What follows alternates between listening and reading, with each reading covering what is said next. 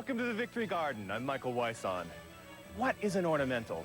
Whether you define it as an incredible plant like this one or a perfect piece of garden sculpture, today our show is all about how to make your garden look great.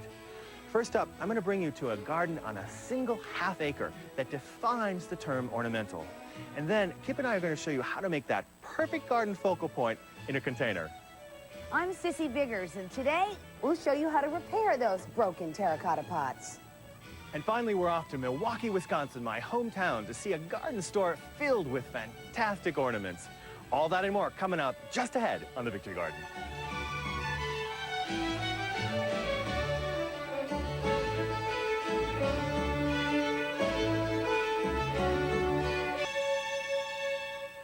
Today I brought you to Shrewsbury, Massachusetts. And as I was driving here through this neighborhood of small houses and fairly nondescript landscapes, I knew without even seeing the house number that I had reached our destination. How? This incredible stone wall. Because this is the home of Jim Foster, garden designer extraordinaire, who has managed on a half acre to create one of the most ornamental gardens around. Let's go see. And there's the man now. Here he is. Jim, good morning, Michael. How are you? This is an incredible space. This is not your typical American front yard. No, it's not.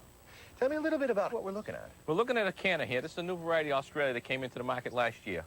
In here, this one here is a large leaf ajuga. Basically, one accentuates from the other. One helps the other one out. Now, obviously, these are tropicals. We're in zone 5B here outside of Worcester, so this goes into a greenhouse, presumably? That's correct. It goes to the greenhouse for the winter months. And agave as well? Another Agave. incredible use. The overall theme seems to be, what, blue, blue-gray? Blue-gray, blue-silver grays through this whole garden. A great plant that really helped you out with that is this hosta here called Ciboliana elegans. It's a great plant. It gives us the blue-gray. It gives us that really bold foliage that we're really looking for against the fine textures that we have on the other plants that are here. I'd like to show you the rest, Michael. All right.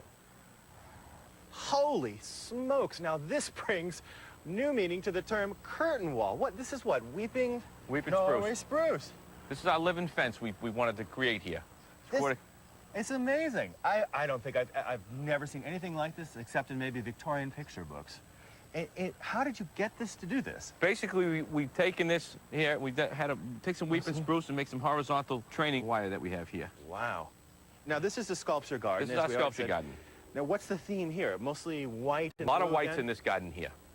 And we've trained, what are these? Are this is a Korean lilac. Korean lilacs. Four topiary standard. Again, terrific structure and these wonderful stone walls. Now, who built those for you? Did you guys do all that yourself? I have some men that did those for us. Incredible. I love the round feature. Yeah, these little portholes gives us little vistas. And they're all through the garden. So again, it's a question of theme and variation all through the space. That's correct. And into this space, now what do we call this? This is just a pass-through to get to the next gardens. Now, I noticed that all through the garden there's a lot of boxwood, but this is one of my favorite cultivars. This is Vadar Valley, is it not? One of the hardiest ones in this zone area. You know, the nice thing about it, too, is that it also has this wonderful sort of almost weeping form. It's not so stiff like the other trimmed boxwood. That's correct. And these fuchsias, now these aren't hardy here. These aren't hardy at all here. Basically, these have been in the greenhouse for the summer months. They are planted in the ground, and we basically dig everything up and bring it back to the greenhouse for the winter months. Boy, if you miss the frost date, though, it's all over. It's all over. I love even the hummingbird in this garden. The hummingbird feeder matches the color of these of the fuchsia. Yeah, there's a lot of emphasis that goes on of planting colors in this garden in here to make everything flow together. So basically, one plant does not stand out from the other. Well, that's fantastic. I'll tell you, I cannot wait to see the rest. Let's go. The inspiration for this garden, Michael, is the French and English because of the geometric shapes and all the florals that we have in this garden. So the French defines the geometry, like this boxwood, for instance, which this is our friend Vadar Valley again, is it not? That's correct. This is very well clipped and manicured. And then, of course, behind it, sort of the English inspiration, the free flowingness, but still different use of materials. You don't see a lot of pine and spruce and... no, you don't. English gardens. This is basically a Hutzman. It's a Zabi's Hutzman. This is actually a fir. A fir. A fir. I must admit, I've never seen anything quite like this. This is rather unique. But again, the play on all the colors, the blue, the same sort of thing, all throughout the gardens. That's correct. It's to keep that in here through this whole garden. Now, speaking of theme and variation again, here we have our canna in this wonderful color, but I mean, look at this. This is our tropicals. This is a little bit of tropical. This is neither French nor British, I got to tell you. No, this is more like Empire. It's Empire, correct. I mean, but it gives a little more dramatic to the whole garden.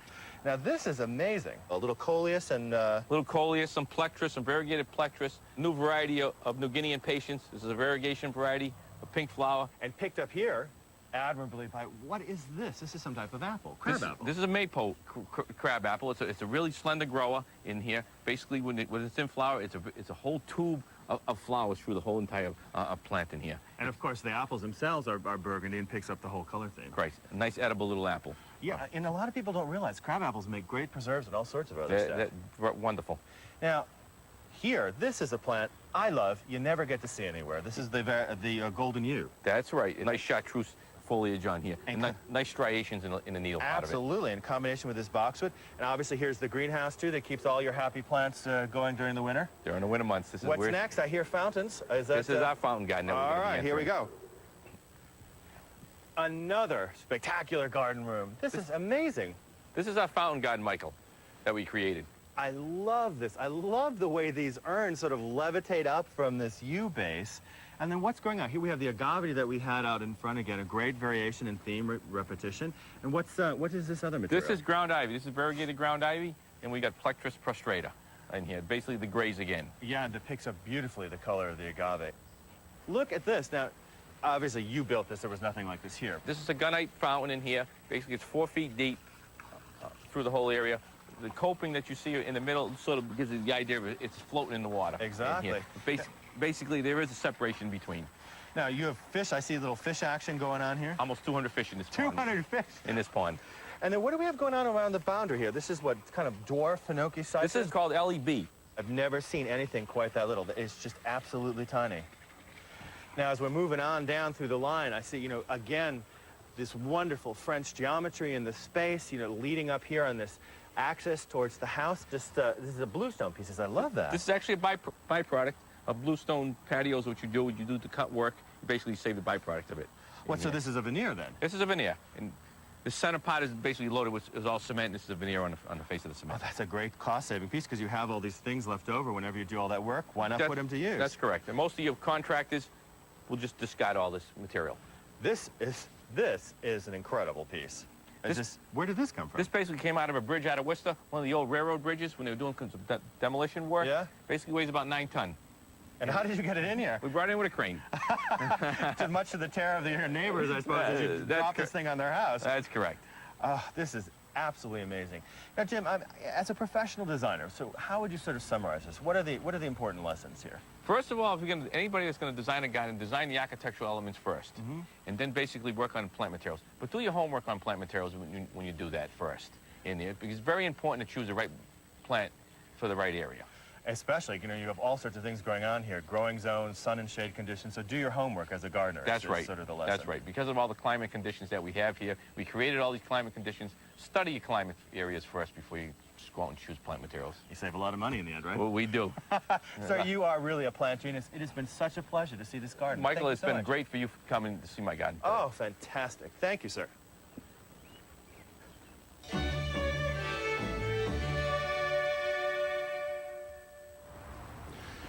Well, Kipper, it is time again to talk about summer containers. Can you believe it?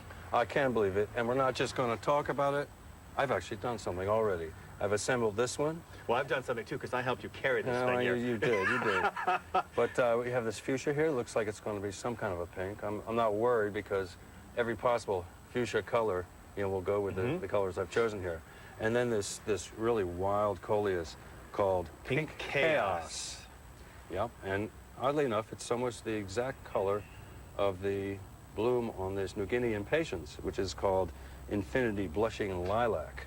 Now, how did you choose this material? Well, you just look at everything you've got or everything in the garden center, and you find things that, you know, fit together.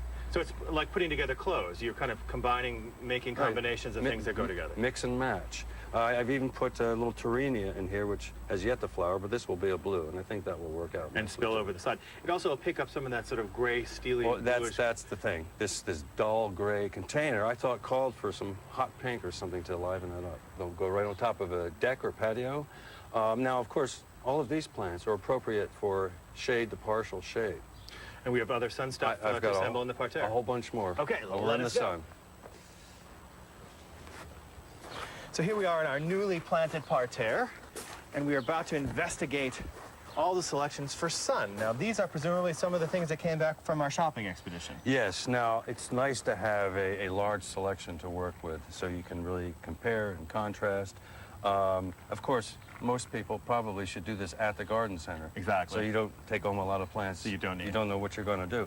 And we have coleus, which we used to think it was for shade, and it will tolerate shade, but it does. The new coleus does very well in sun. We have some lantana. That's going to be a nice one. It's got the multicolored flower Sort of heads. pink and yellow flower heads. Yeah, That's going to be beautiful. And some angelonia, you know, some impatiens, and golly, I'm not even sure what this is. Let's cheat and find It's out. called iracini. Yeah, I'd say that. Yep. Blazing Rose. That's Blazing an Rose. appropriately named. I mean, you could do a container just with this. So, you know, essentially, we've assembled a painter's palette here, in the same way the painter would choose colors on the palette before painting. Right, and let me show you a couple that I've actually put together here. And you can tell me what you think. Again, Now, these were just planted, right? yes, yes. I mean, they're going to do a lot of growing. Now, some people like to pack things in right at the beginning. Yeah, a great effect at the beginning, but it's over and out at the end. And a lot of congestion later on. In any case, here with this terracotta color pot, I've used the hot orange of the kufia. And by the way, the hummingbirds love this. Yes, they do. David Verity, by the way. I'm cheating off the label in the back. Well, that's fine. I haven't memorized them either. And we have, tell me what this dark coleus is. Black Prince, it There you says. go. And then this other calibrachoa, smaller flower, but look at that, a pastel orange. Super Bell's Peach. What do you think of this one here? Now, this is actually my favorite, you know, because this seems the leaf pick up the wonderful sort of mix and match colors on the pot as well. Right, the purple variegation here is a very interesting coleus for the leaf texture. And then the Beaujolais Nouveau. and then the pentas. Yes, that's beautiful So, as well. so I, mean, I think this one is really going to work well. Now, Again, with the pots, I have this dark red pot, so the idea was, you so know, this is how we're going to be assembling this, just to do a quick right, demo on the assembly. finding what plants would really go with the pot. And of course, you know, we fill it with a soilless mix, put plenty of fertilizer in there, Major, because of course the annuals consume a ton Yes, of fertilizer, so very important. and what I've decided on is to really pick up the color Of the pot. with this dark red variegated coleus, and then, you know, some of this calibrachoa again. This is one, it's new to me. It's called Tequila Sunrise. This calibrachoa is a plant that really wasn't around much 5 or 10 years ago. Well, But it's made amazing inroads in the Right. gardening world. I think I saw my first one about 10 years ago or Yeah. so. I mean, it's hard to say. Time really They're flies. somewhat petunia-like flowers, but they they're- don't have the weather resistance problems petunias often Right, have. right. And, you know, and the colors are different. I've never quite seen a petunia No, in that of red that color. Exactly. Now, the other plant I'm going to put in here is a ornamental pepper. And this will have dark red fruit later on. But for right now, it's just going to be, you know, some more foliage contrast. Yeah, that's going to be beautiful. And that purple will pick up nicely with the rest of the colors. And one thing I always want to do with a container, we'll be watering them every couple of days, but without mulch, we may end up watering them a lot more often than that.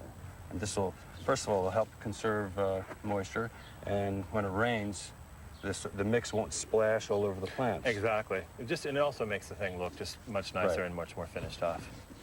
Well, so there you have it. Some great ideas for adding ornamental focal points to the garden. Annual summer containers. Skipper, you've done a fabulous job as always. Well, we have a few more to do yet. Yes, I know. I better get going.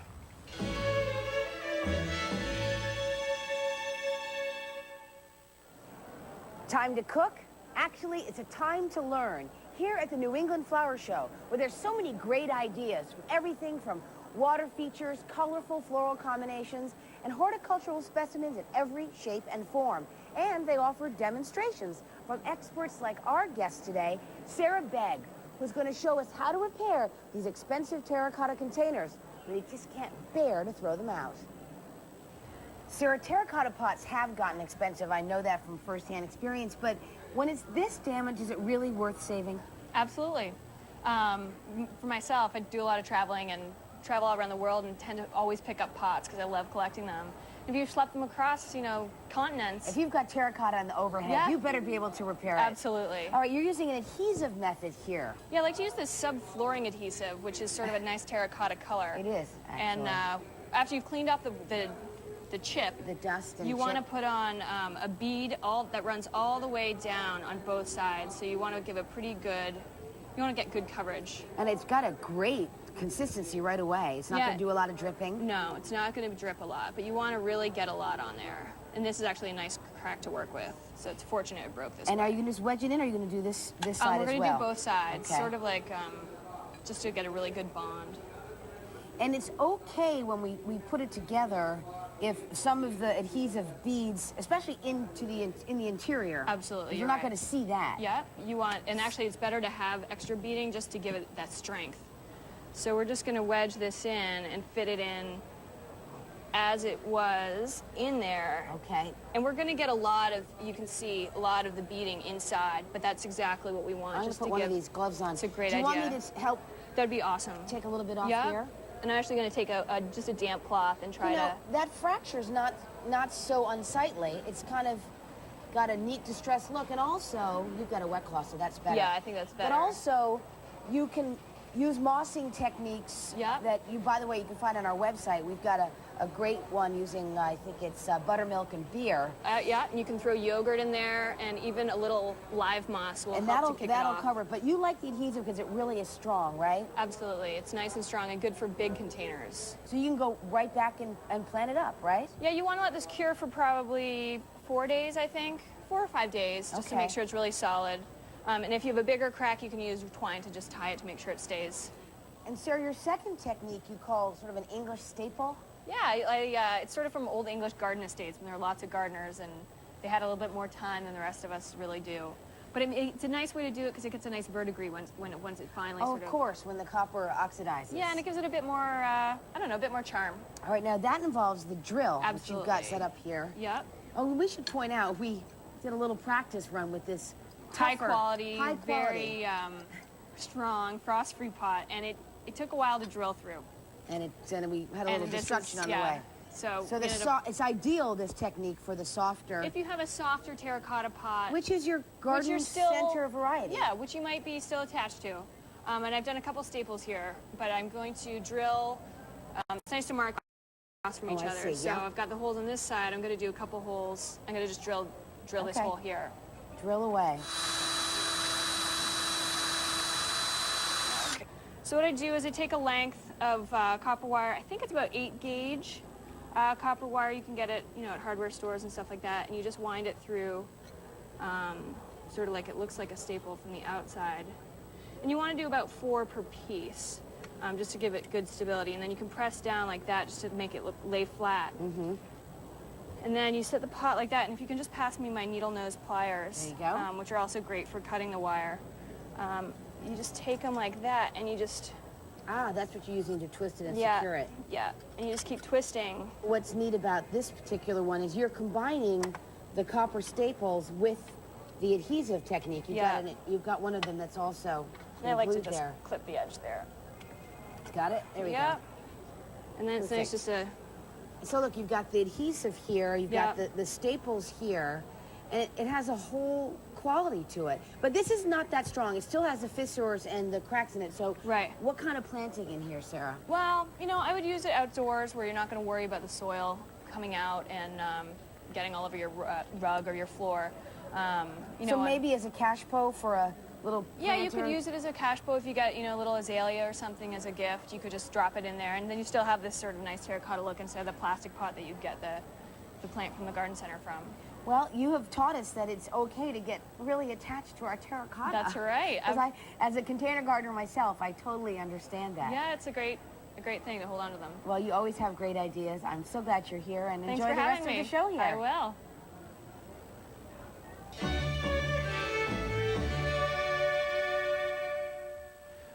Garden ornaments like these are an important part of garden design because, quite frankly, garden ornaments are what give a particular garden an individual sense of style.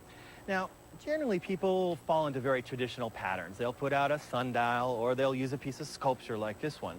But there's a whole other world of garden ornaments out there.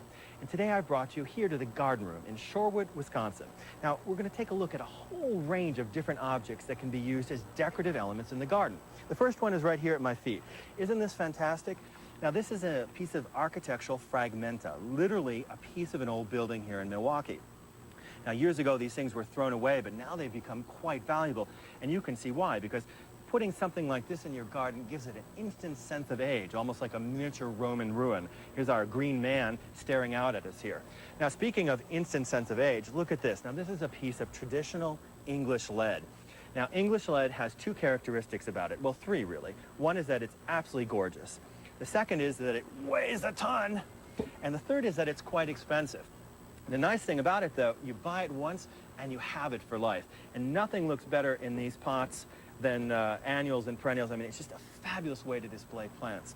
Now, speaking of English lead, here's another piece of it. This time, this is actually an antique. The other one we saw was a reproduction. Now, this again is quite heavy. But once again, I mean, what a fantastic piece this is with these birds kind of coming in for their little drink. Now, it doesn't have to be expensive using garden ornaments. Take a look at this. This is a shovel, right? Well, not quite. It's not the average kind of shovel. Look how that opens up. Now, near as we can tell, this might have been a prototype for something that was never really produced. I've never seen one before. But hung on a wall, inside or out, I mean, this is sort of an instant piece of garden art.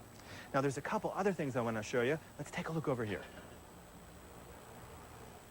Now, believe it or not, this is an old floor grate made into a garden table, but it has an interesting feature. It also can function as an ashtray.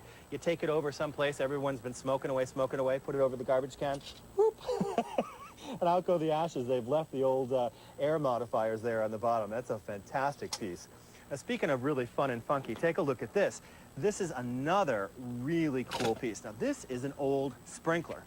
Now, this is a self-propelling mechanism. This would spin, the force of the water would spin it on these jets and spin it around. I don't know if you can see this gear moving here. That would literally propel it along the hose. It drives itself literally across your yard. We have a functioning one at the Victory Garden. Here's the hose mechanism. See, it just comes down the reel. Isn't that cool? Really neat.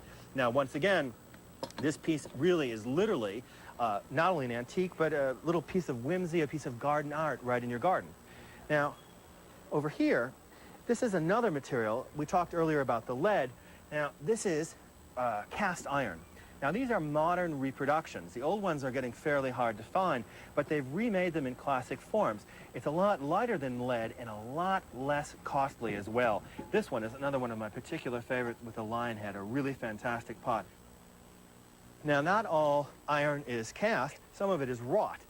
And this is a piece of wrought iron fencing that literally came from a smithy. Someone actually bent this iron around into this pattern.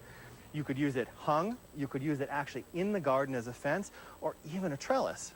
Now, although these antique pieces are quite pricey, if your budget doesn't quite extend to that, then you can have some of these smaller pieces, imitations of Victorian designs, that are pretty both in the garden and even individually hung up in the wall. Not bad, eh? Now, there's one other piece I want to show you. Take a look at this. This probably was some type of well cover, originally in a full circle. We saw one of these actually in place in our tour of Beacon Hill in Boston. Fantastic piece that gives an instant patina of age to the landscape. So there you have it, a little bit of the world of garden ornaments here at the Garden Room, just to give you the idea about how to use these type of things in the landscape. Even if you only have a single space, if you use your imagination, the entire landscape can come alive.